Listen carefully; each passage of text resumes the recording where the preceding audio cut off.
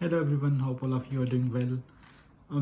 कुछ दोस्तों ने पूछा मुझसे कि सस्ते में मीन्स बजट कंस्ट्रेंट्स के बाद क्योंकि ज़ाहिर है बाहर निकलने के लिए तो भाई थोड़ा बहुत पैसा खर्चा करना पड़ता है, तो किस तरह आ सकते हैं। कुछ चीज़ें हैं जो एक्सपीरियंसेस हैं मेरी या मेरी ऑब्जर्वेशंस, वो मैं शेयर करता हूँ। तो खैर अभी हूँ मैं अपने किचन में। किचन जो है हमारा शेयर्ड स्पेस होता है, जो कि हम 6 फ्लैटमेट्स शेयर करते हैं।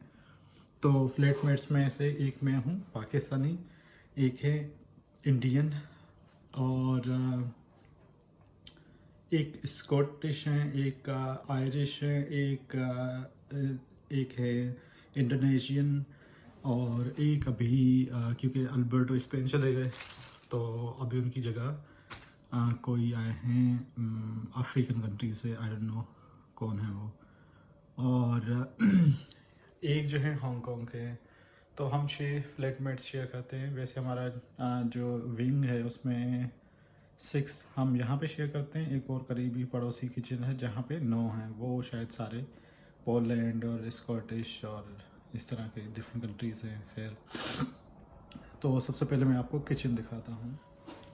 तो किचन में हमारी एक डाइनिंग टेबल होती है, उसके बाद 3 फ्रिजेस हैं, और उसके अलावा सारी चीज़ें पड़ी होती हैं हमें प्रोवाइड की जाती हैं, जैसे इलेक्ट्रिक केटल, ग्राइंडर, उसके बाद ओवन्स, माइक्रोवेव, और एक एक डाइनिंग टेबल, उसके अलावा आयरन स्टैंड, आयरन, तो सभी। और फ्रिज में सबको सेपरेट स्पेस नहीं होता, जिसको जहाँ मिल गया वो वहाँ पे रख ले, तो कोई किसी की चीज़ नहीं उठाता। जैसे ये किसी की पड़ी हुई है, मैं इसको टच भी नहीं कर रहा, तो कोई भी नहीं करेगा। तो इसी तरह सारी चीज़ें पड़ी होती हैं फ्रिज में भी। जैसे फ्रिज में भी ये सारी चीज़ें पड़ी हुई होती हैं। अब मेरा ये पोर्शन है तो कोई इसको टच नहीं करता। यहाँ पे ये भी मेरी चीज़ें हैं, ये पता किसी और की हैं, तो सबकी चीज़ें पड़ी रही होती हैं, कोई किसी को।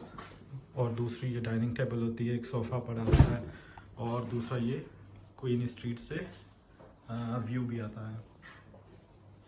और इंस्पेक्शन होती है कि किचन को कैसे रखा हुआ, फिर वो वहाँ पे कमेंट्स भी दे के जाते हैं। जैसे ये कमेंट्स लिखे हैं तो मैंने नहीं पढ़े, खैर।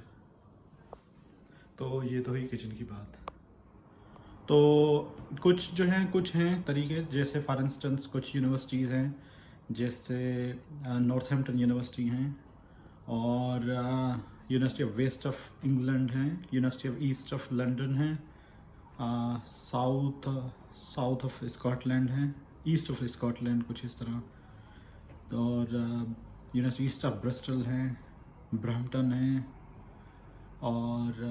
और भी काफ़ी यूनिवर्सिटीज़ हैं जिनमें कवेंट्री है, हर्टफोर्डशायर है, हल्ट हैं और इनमें इजीली बंदा आ सकता है, आ इस तरह सकता है जैसे शुरू में आपकी एडमिशन हो जाए लेकिन उसके लिए थोड़ी सी प्लानिंग इस तरह हो, जैसे किसी ने अगर सितंबर इनटेक के लिए अप्लाई करना हो तो this is the right time, May. क्योंकि लेट से आपने अभी अप्लाई किया, 15-20 डेज़ में आपका ऑफ़र लेटर आ जाएगा। ऑफ़र लेटर आ जाए तो उसके बाद आपने 1-2 हज़ार पाउंड दे के, आप जैसे फॉर इंस्टेंस 12,000 फीस होगी तो आपको 2,000 की स्कॉलरशिप मिल जाएंगी, बचे 10,000। 10,000 में 2,000 पाउंड अभी दे दें तो हो जाएंगे पाकिस्तानी कोई 480-490,000 रुपीज़। उसके बाद क्या करें, 3 महीने पहले हम वीज़ा के लिए अप्लाई कर सकते हैं। तो किसी से भी उधार लेके आप वीज़ा के लिए अप्लाई करते हैं, जो कि 28 डेज़ की स्टेटमेंट मेंटेन करनी होती है। उसमें total tuition fees plus accommodation के जो कॉस्ट होते हैं वो सिर्फ स्टेटमेंट दिखानी होती है 28 डेज़ के लिए, कि आपके पास इतने फंड्स हैं, अगर वहाँ आपको ज़रूरत पड़ती है तो आप वहाँ वो यूटिलाइज़ करेंगे। तो 2,000 आपने पे कर दिए, बाकी बचे 8,000 फॉर इंस्टेंस। 8,000 में भी अभी आपके पास कितने हैं, 6-8 महीने पड़े हैं सितंबर तक। आपने फिर कुछ बीच में 1,000 हो जाए तो दे दें, अगर नहीं तो वीज़ा से थोड़ा टाइम पहले आप 3,000 दे के दे दें, 3,000 पाउंड तक। क्योंकि कुछ कुछ यूनिवर्सिटीज होती हैं वो कहती हैं 5,000 तक जमा करवा दें, कुछ ऐसी यूनिवर्सिटीज होती हैं वो कहती हैं सिर्फ 2,000। अगर 5,000 है तो आप 5,000 सितंबर तक दे सकते हैं। अगर नहीं तो 2000 दे के वीज़ा लेके यहाँ पे आ जाएं। कुछ घर से सपोर्ट ले लें, फैमिली से, और कुछ या आपकी अपनी सेविंग्स हो उसमें से एडजस्ट कर लें। बाकी जो पेमेंट रहती है वो आप यहाँ पे पार्ट टाइम जॉब्स करके कुछ हद तक मैनेज कर सकते हैं। तो आहिस्ता आहिस्ता आपकी हो जाता है। थोड़ा मुश्किल टाइम ज़ाहिर है होता है, तो आपने फिर एकोमोडेशन थोड़ा सस्ता ढूंढना होता है। लेकिन इसके लिए फॉर इंस्टेंस मैंने जैसे आपको बताया कि university east of Scotland, east of London है या ईस्ट ऑफ लंदन नहीं, साउथ बैंक ऑफ लंदन, कुछ इस तरह यूनिवर्सिटी का। लेकिन वो लंदन में, वेस्टमिंस्टर है वो लंदन में, उनसे थोड़ा अवॉइड करें। उसकी वजह ये है कि लंदन थोड़ा एक्सपेंसिव भी होगा। लेट से कि आपको चीप अकोमोडेशन आपको अगर ग्रेटर लंदन में मिल जाता है और आपकी यूनिवर्सिटी है सेंट्रल लंदन में, आपने फिर कम्यूट करना होगा सबवे में। एक तो लंदन बहुत ज़्यादा कराची की तरह फैला हुआ है, एक्सपेंसिव भी है, तो आपको आना जाना कम्यूट में मसला होगा। फिर पार्ट टाइम्स में फिर स्ट्रगल बहुत ज़्यादा करनी पड़ेगी। तो कोशिश ये करें कि लंदन के अलावा जैसे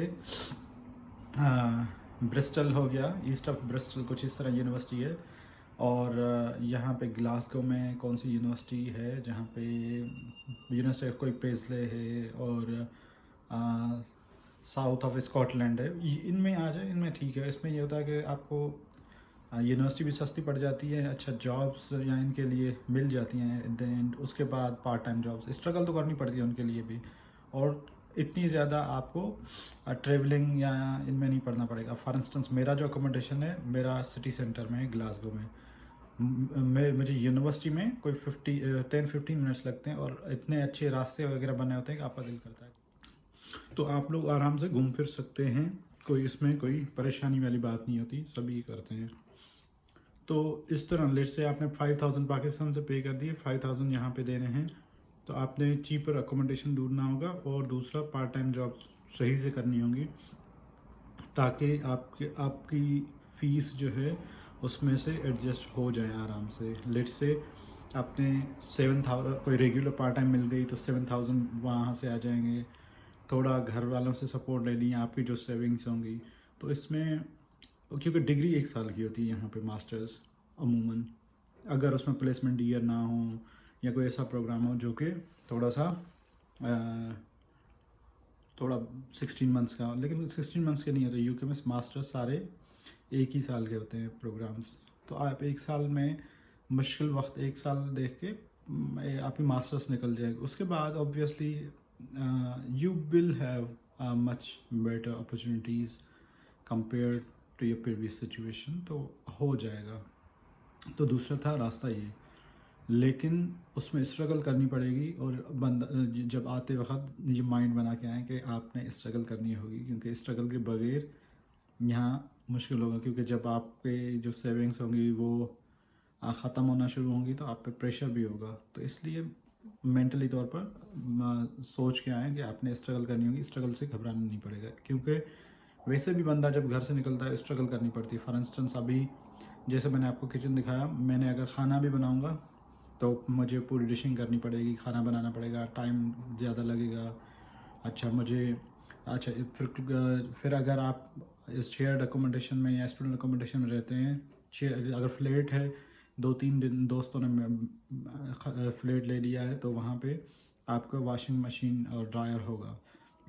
मेरे केस में क्योंकि मेरा स्टूडेंट अकोमोडेशन है, तो यहाँ पे मुझे वॉशिंग और ड्रायर के लिए भी पे करना पड़ता है। फॉर इंस्टेंस मैंने कभी वॉशिंग नहीं की, उसकी वजह है कि मैं पहले से ही कपड़े पाकिस्तान से बहुत ज़्यादा लेके आया था, ताकि 1-2 महीने तो मुझे फ़िक्र ही ना हो। तो क्योंकि मैं जनवरी में आया था, फिर मैं वापस गया था, तो वापस आते हुए फिर मैं कपड़े लेके आया था कराची से, जो कि बहुत अच्छे थे, अभी भी मैं वही यूज़ करता हूँ। तो मुझे अभी मैं ड्राई क्लीनिंग करूँगा, लेकिन लॉन्ड्री करूँगा, लेकिन अभी तक मैंने लॉन्ड्री कभी की नहीं, क्योंकि मेरे पास कपड़े काफ़ी थे। क्योंकि ज़ाहिर बंदा जब आता है रहने के लिए तो फिर उसने पूरा इंतज़ाम करने होते हैं। तो खैर मैं काफ़ी लेके आया था, तो वो 5 पाउंड का, तकरीबन 4.5-5 पाउंड का खर्चा लग जाता है लॉन्ड्री का, धोना और उसके बाद उनको ड्राई क्लीनिंग के लिए। तो ये चीज़ें हैं। तो अगर आप प्राइवेट अकोमोडेशन में रहते हैं, फ्लैट वगैरह लिया हुआ है 2-3 दोस्तों ने, तो फिर आपने लॉन्ड्री के कोई चार्जेस नहीं होंगे वो, क्योंकि वो इंक्लूडेड होते हैं, उसमें वॉशिंग मशीन होती है। लेकिन वहाँ पे इशू ये होता है कि फिर आपको बिल्स वगैरह का ख्याल रखना होता है। तो ये थे। उसके अलावा एक तो और भी ऑप्शन है। काफ़ी लोग जैसे इटाली चले जाते हैं, वहाँ पे मुझे प्रोसेस का तो नहीं पता, लेकिन काफ़ी रीज़नेबल ऑप्शंस होते हैं। मेरे ख्याल में कोई ट्यूशन फीस नहीं होती, प्लस आपने अकोमोडेशन के भी कुछ लोगों को मिल जाते हैं, कुछ लोग जो हैं वो पार्ट टाइम से मैनेज कर लेते हैं। तो दूसरा है वो ऑप्शन। तो इस तरह जर्मनी का भी अच्छा ऑप्शन होता है कि जर्मनी में जाके ब्लॉक अकाउंट खुलवा के वहाँ आपकी एडमिशन हो जाती है। तो ट्यूशन फ़ीस तो होती नहीं है वहाँ पे। गवर्नमेंट यूनिवर्सिटीज़ में कुछ कंट्रीब्यूशन होता है, कोई 350 यूरो का, या अलग अलग होगा, डिटेल्स का मुझे नहीं है पता, इंटीग्रिटीज़ का। तो वहाँ पे थोड़े से अमाउंट में हो जाता है मैनेज। तीसरा ऑप्शन जो है वो, अगर किसी को थोड़ा ज़्यादा बजट हो तो कनाडा का पीआर ले लें, अगर पीआर का भी शौक़ रखते हैं, क्योंकि बाहर जो भी आते हैं कहीं ना कहीं उनके दिल के किसी एक कोने में ये लाजमी होता है कि अभी मुझे पीआर भी चाहिए। जैसे एक कनाडा, इंग्लैंड, जर्मनी कहीं भी जाते हैं लोग, तो उनका ये लाजमी ख्याल होता है कि पीआर तो चाहिए ही चाहिए। और हर किसी की ख्वाहिश होती है, वो कोई ऐसा बंदा नहीं होगा जिसकी ख्वाहिश ना हो या जिसने कोशिश ना की हो। जो इस तरह कहते हैं उन्होंने कोशिश की होती है, लेकिन उनको उनके ऑप्शंस जो हैं वो बंद हो चुके होते हैं या उनको नहीं मिली होती, जिसकी वजह से वो इस तरह कहते हैं। तो अगर पीआर का भी शौक़ रखते हैं तो कनाडा में एक्सप्रेस एंट्री के थ्रू अप्लाई करें, वहाँ जाएं, और जैसे आप वहाँ जाएंगे पीआर मिल जाएगा, हो जाती है जल्दी में। तो पीआर के बाद फिर आपको आपकी जो ट्यूशन फ़ीस होती है वो हो जाती है सब्सिडाइज, शायद 50% ऑफ। फॉर इंस्टेंस अगर $20,000 किसी यूनिवर्सिटी फ़ीस होगी तो वहाँ आपके लिए हो जाएगी 10,000। तो ये तीसरा ये भी ऑप्शन है। लेकिन इंग्लैंड के लिए मैंने आपको जैसे बताया कुछ यूनिवर्सिटीज़ हैं उनमें इसी तरह, लेकिन 6 मंथ्स पहले से प्लानिंग हो।